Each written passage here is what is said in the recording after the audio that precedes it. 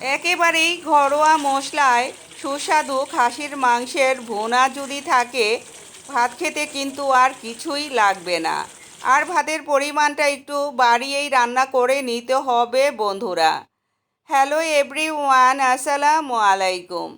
সবাইকে ইফাত কিচেনে স্বাগতম। ঘরোয়া মশলায় সুস্বাদু খাসির মাংসের ভুনা রেসিপি নিয়ে চলে এলাম। আশা করি আপনাদের ভালো লাগবে। 600 গ্রাম খাসির মাংস, 1 কাপ পেঁয়াজ কুচি, কিছু গরম মশলা নিয়েছি।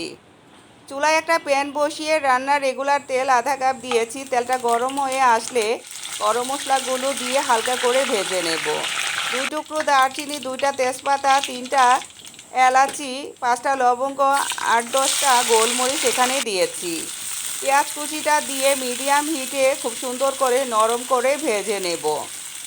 পেঁয়াজটা নরম হয়ে গেলে এখানে উঁচু করে 2 চা চামচ আদা রসুনের পেস্ট দিয়ে দেব।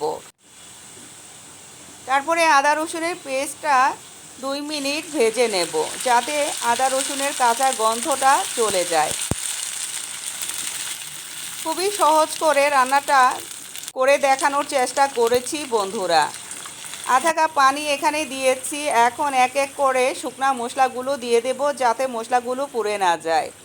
1 চা চামচ হলুদের গুঁড়া, 1.5 চা চামচ মরিচের গুঁড়া, ঝালটা আপনাদের পছন্দ মতো আপনারা দিতে পারেন।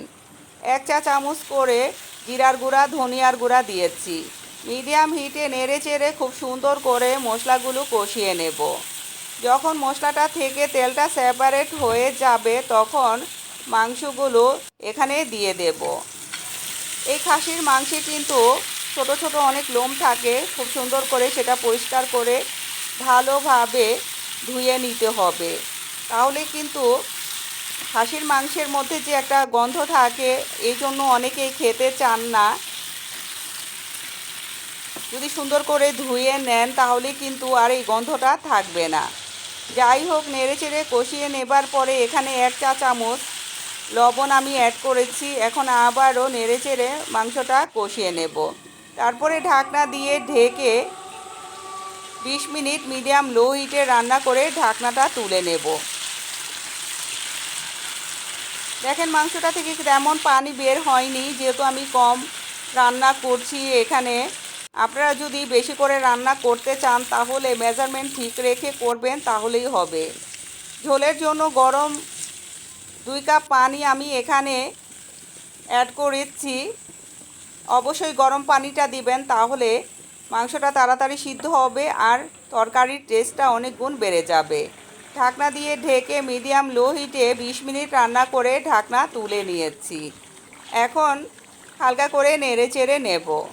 আমার রেসিপিটা যদি আপনাদের একটু হলেও ভালো লাগে, প্লিজ আমার চ্যানেলটাকে সাবস্ক্রাইব করবেন, লাইক কমেন্ট শেয়ার করে আমার পাশে থাকবেন।